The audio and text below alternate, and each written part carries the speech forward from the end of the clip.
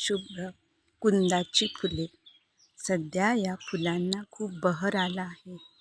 यांना संस्कृतमध्ये सुसी मल्लिका, मगधी असेही म्हणतात. या कळ्या किती सुंदर दिसतात. याचे गजरे, वेण्या बनवले फारच सुंदर दिसतात.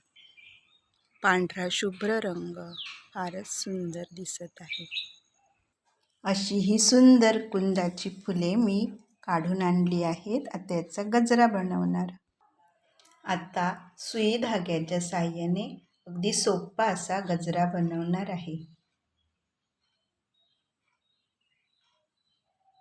असं देठामध्ये सुई घालून धागा सरकवून गजरा बनवायचा आहे.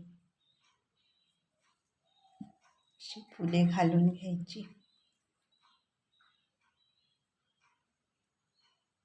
खाली सरकवायची.